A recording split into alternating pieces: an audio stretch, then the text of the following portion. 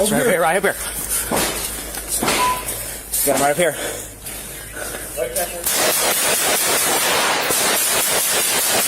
Start looking for victims. We got the suspect. Start looking for victims now. How many victims were there? 2. Probably saved about another 30. January 19th, 2023, Evansville, Indiana. Months after leaving his job at a local Walmart, a former employee walks back through its doors. This isn't a coincidence, and he didn't choose this moment randomly. He enters the store with a specific purpose, fully aware of who's inside and exactly where to locate them. What begins inside the building quickly escalates into a dangerous and rapidly unfolding situation. But by the time officers respond to the scene, the first act of violence has already happened, and the threat inside is still active. Wait.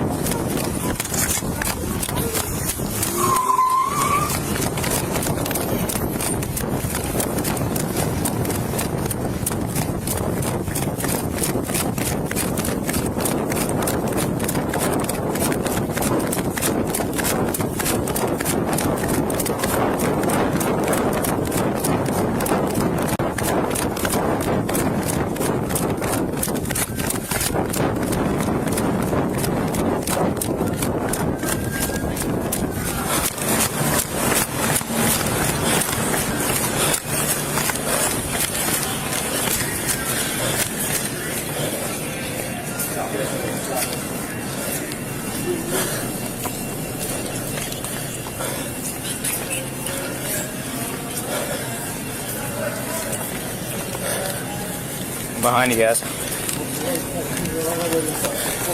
The individual officers are searching for is 25-year-old Ronald Ray Mosley II, and investigators quickly determine that his presence at the Walmart is anything but random. Months earlier, Mosley had worked at the same location, before eventually parting ways with the company after ongoing workplace issues and tensions inside the store. But despite leaving the job, his connection to that environment never truly ended. That history becomes an important factor in understanding the events that follow. Mosley isn't entering an unfamiliar building or acting impulsively. He already knows the store's layout, employee routines, and the areas people are most likely to be at certain times.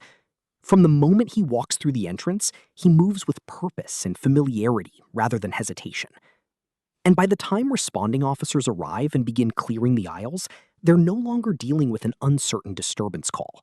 The initial violence has already occurred, and the danger inside the building is still actively unfolding.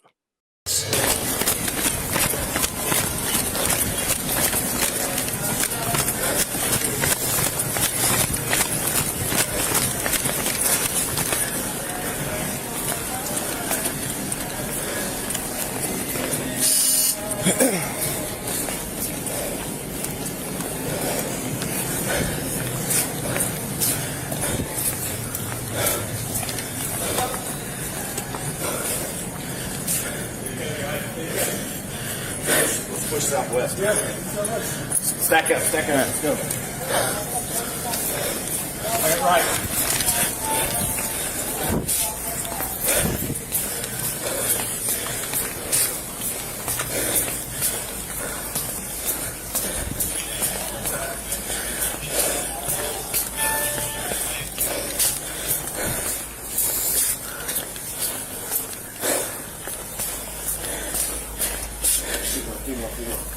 That one there.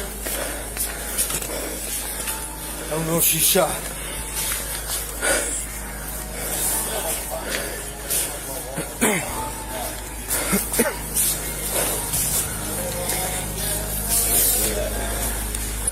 Okay. Somebody hold that way. Yeah.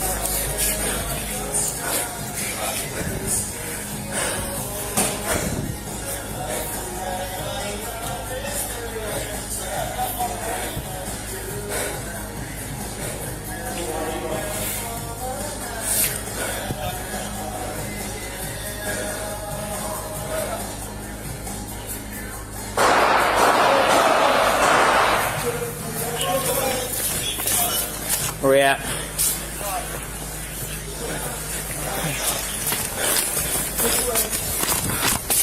Electronics.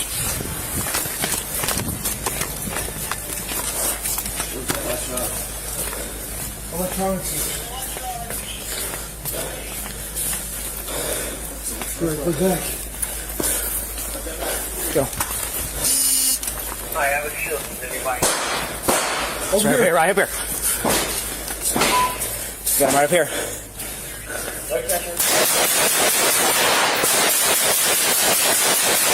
Yeah, he's down.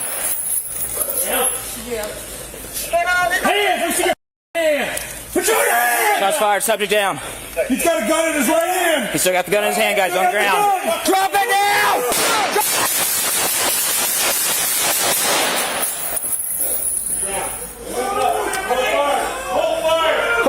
Hold fire!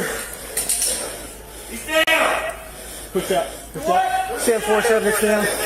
Who can cuff? You cuff? Yep. I got it. County's cuffing behind us. I'll get the subject down. So we stand for.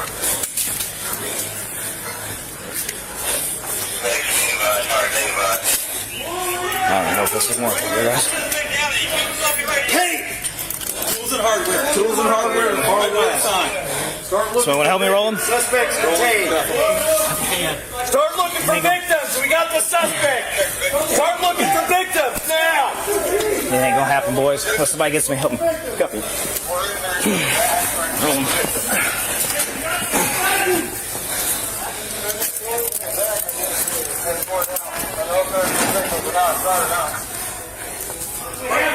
He's down. He's down. He's down. You're full of hardware.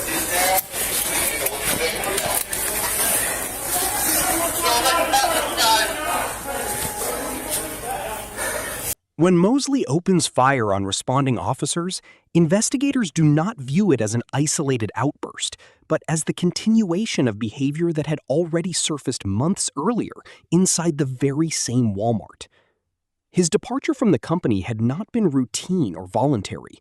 According to reports, it followed a violent confrontation involving several coworkers, an incident that later resulted in assault charges after Mosley admitted he had lost control and attacked employees around him. The case eventually led to court-supervised mental health treatment, but despite that process, few barriers remained between him and a return to the environment where those earlier conflicts began. What appeared unresolved was not just the legal aftermath, but the deeper tension connected to that location itself. By the time officers encounter him inside the store, Mosley's actions no longer resemble a sudden emotional reaction. Instead, investigators see a progression that had been building over time, one where violence had increasingly become his response to that familiar setting and the people associated with it. And in those final moments, the situation reaches its most dangerous stage. Rather than attempting to retreat or surrender, Mosley confronts officers directly, behaving as though he no longer expects or intends for the encounter to end peacefully. Hey, go look for victims. Look for victims.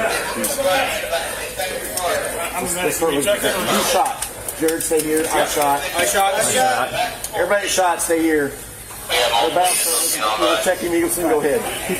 Yeah, he's cuffed. He's got one in his head. All right, where's the gun? I'll check Paul. The gun is right there. You take care of him. This is mine right there. I'll check Pulse real quick. It looks like he's obviously the scene. You good? Okay. Are you guys going to back offices? Check the victim. Keith, are you good? Yeah. Get Harrison here. Good. Get Harrison here. Good. You good? Yeah, I shot, so. We have a central location. I need one of our supervisors here, too.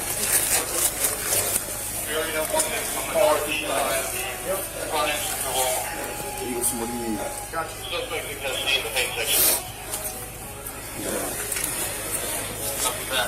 Let's do this. Jordan.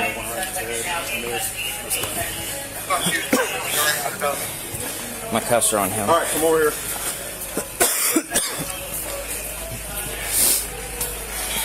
That's what EPD said. Take section.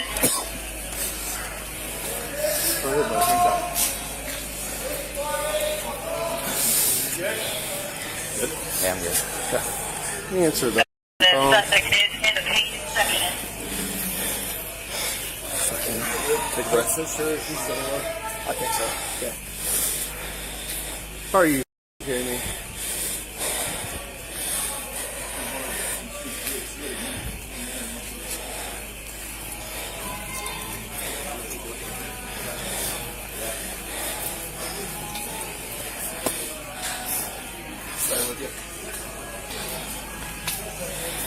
Blood on my hands. Hey, Major. I got you. Go ahead. Hey, we just had an active shooter at Walmart. I'm going to go over here. All right, thank you. I tried to call Major Razor, didn't answer. All right, thanks. Oh, yeah. You good? Yeah, can I get some? Yeah. I don't have hand sanitizer, but I'll buy it for you if I need to. I don't care.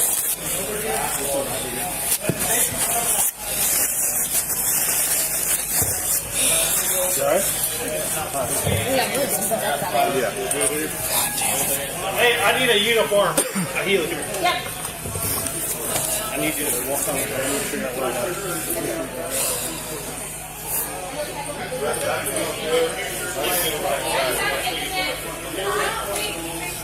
He's right here. Hey, Major.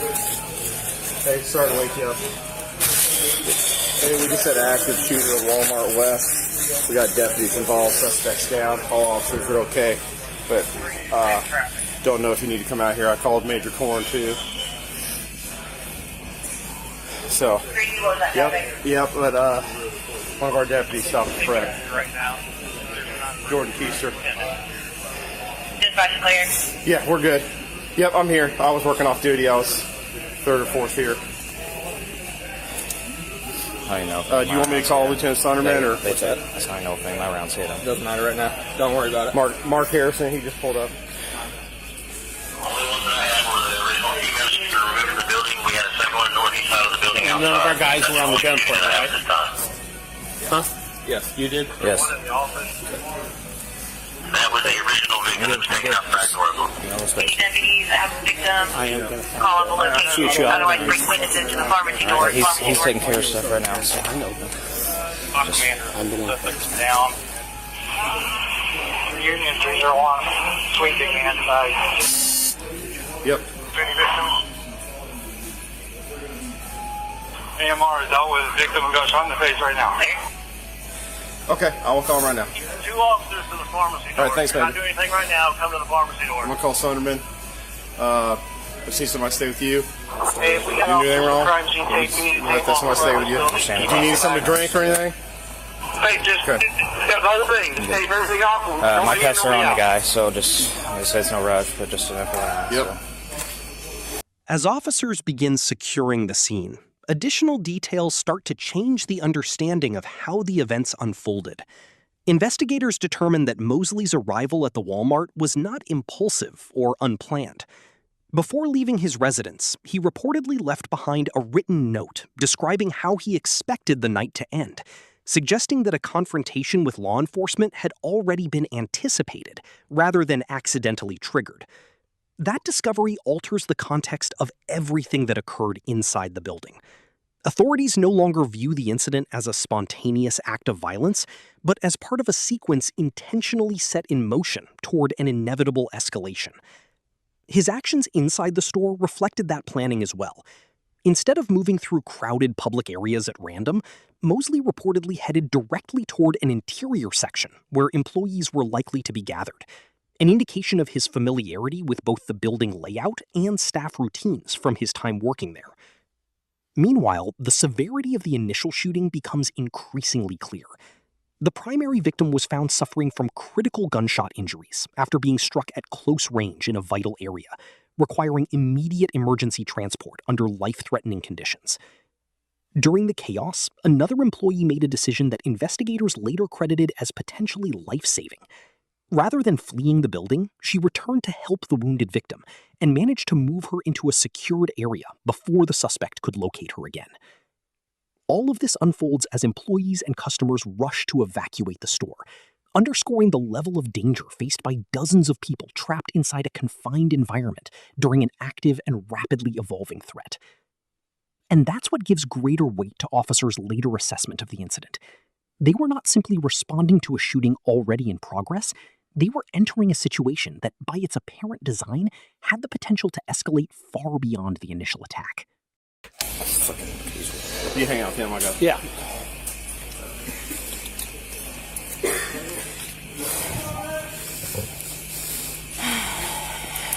Yeah.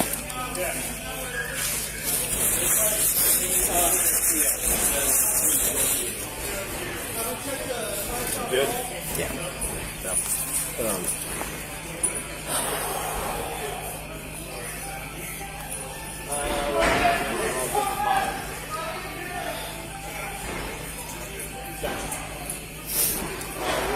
We're out all right here at Walmart right now. Yes, by the contacted someone. This is all running that way. Are you guys all good? Good. Yeah. Yeah. Everything's on dispatch still, I think. Are they still clearing?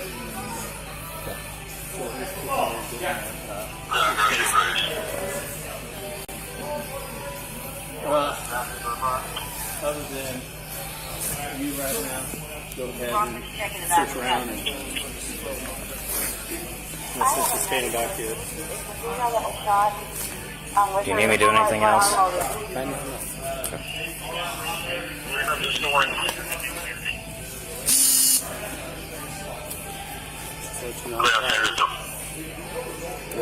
We have any victims who have medical with them right now?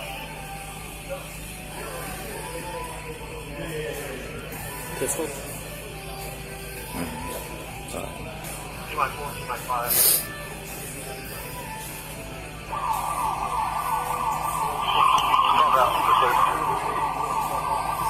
You guys still back there?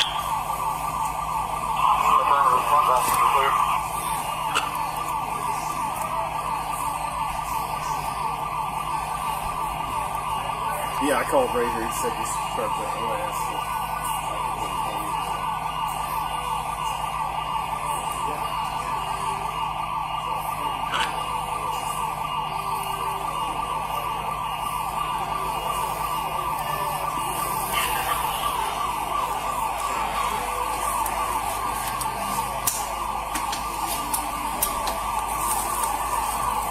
How many victims were there?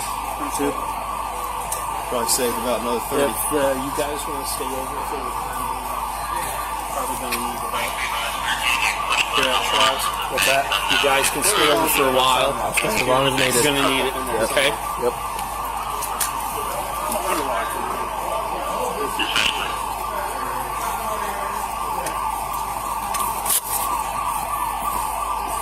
Found no others? Watch this. You all right? Yeah. Did we check outdoor? Watch around on the ground. You okay? The outdoor fenced-in garden area. Maybe I'm rolling this. Ronald Ray Mosley II was pronounced dead at the scene after being struck multiple times during an exchange of gunfire with responding officers. With his death, the criminal case against him ended immediately, bringing any future prosecution to a close. Even so, investigators later outlined the charges Mosley likely would have faced had he survived the encounter. According to the Vanderburgh County Prosecutor's Office, evidence gathered throughout the investigation, including witness accounts, 911 recordings, and the timeline of events inside the store, pointed toward a primary charge of attempted murder due to the deliberate and targeted nature of the shooting. Authorities also stated that additional felony charges would likely have included criminal recklessness with a firearm for discharging a weapon inside a crowded commercial building, along with resisting law enforcement with a deadly weapon after Mosley allegedly engaged responding officers directly.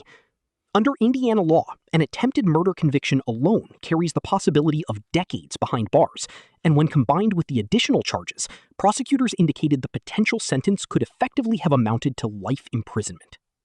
But beyond the legal consequences that were never ultimately tested in court, the investigation also exposed a broader pattern leading up to the attack. Records showed prior incidents of violence connected to the same workplace, earlier warning signs, and previous intervention attempts that ultimately failed to prevent the situation from escalating further.